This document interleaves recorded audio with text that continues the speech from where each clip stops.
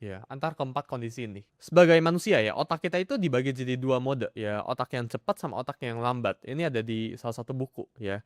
Jadi otak yang cepat itu kayak gimana? Otak yang cepat itu ketika kalian ditanya, misal gue tanya ke lu yang lagi nonton ya, 2 tambah 2 berapa?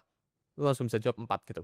Tapi kalau gue tanya ke lu misal 25 kali 13 tuh berapa? Itu lambat, otak yang berpikir gitu. Yang cepat ini reaktif ya, ini emosional sifatnya, sedangkan yang lambat ini sifatnya itu analytical, logis. Lu berpikir terlebih dahulu. Dan ketika lu lagi pengen decide tentang uang, lu harus pastikan otak lu itu berada di yang lambat dulu. Mayoritas keputusan jelek kalian tentang uang, ya impulsive spending, oh gue lihat gadget ini gue pengen beli dan sebagainya, ini berada di otak yang cepet. Ini bukan di otak yang lambat.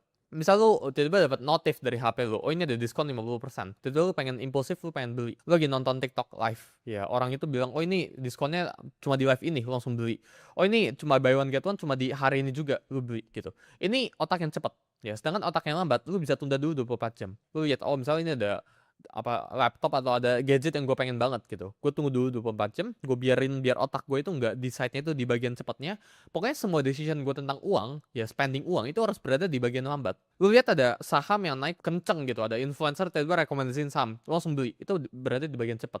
Ya, tapi kalau lu bisa tunggu dulu, ya lu analisa dulu, ya lu hilangin dulu semua biasnya. Ini berada di bagian lambat. Jadi pastikan ya, ketika kalian lagi pengen spending tentang uang, ini berada di sisi lambatnya, bukan di bagian otak cepatnya. Nah, practical advice itu apa ya? Ketika kalian lagi pengen melakukan suatu spending, biasanya itu gue tunggu 24 jam. Ya, jadi kalau misalnya gue pengen spend sebesar 100 juta gitu, contohnya, gue tunggu dulu 24 jam, gue lihat dulu apakah ini impulsif, apakah ini masuk ke bagian otak cepat. Kalau setelah 24 jam, atau setelah 1 minggu, pokoknya frameworknya itu lu harus tunggu gitu. Ya, dalam waktu yang cukup lama, kalau setelah itu gue masih mau, ya berarti ini emang logis. Ya, berarti ini emang analytical. Ini bukan impulsif, ya ini bukan ceroboh. Aturan uang ketujuh, investasi terbaik di umur ke-19 yang gue pelajarin, itu cuma ke diri kita sendiri. Itu bukan ke Bitcoin, itu bukan ke saham yang gorengan 1000% yang bisa naik berapa ribu persen dan sebagainya. Itu ke diri kita sendiri. Mayoritas investment di umur ke-19 itu semuanya jelek. Ya, kecuali diri kita sendiri. Ini aturan yang semua orang itu argue sama gue pribadi ya.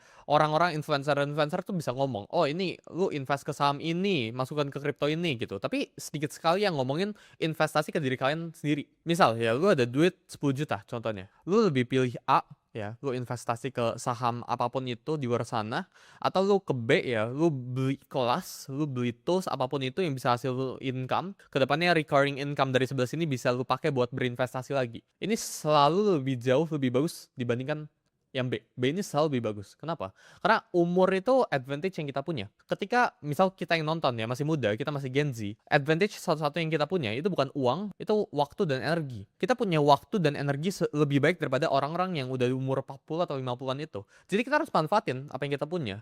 Kita bukan malah kita punya uang, kita pakai lagi untuk mendapatkan lebih baik uang. Itu yang memang hal yang seharusnya lu lakuin gitu. Tapi yang seharusnya lu lakuin ya lu tanemin ke diri lu, karena advantage yang kita punya ya ketika kalian masih Gen Z, itu kalian punya energi yang banyak sekali dan kita punya waktu yang banyak dibandingkan orang-orang yang udah umur 40 atau 50. Orang yang udah tua, tanda kutip ya, umur 40 50, mereka itu punya uang, tapi mereka nggak punya energi dan mereka nggak punya waktu. Kita Gen Z biasanya itu nggak punya uang, tapi kita punya waktu dan kita punya energi. Jadi kita harus trade. Untuk mendapatkan uang kayak gimana? Ya kita harus tuker either waktu kita atau energi kita. Aturan uang yang ke-8.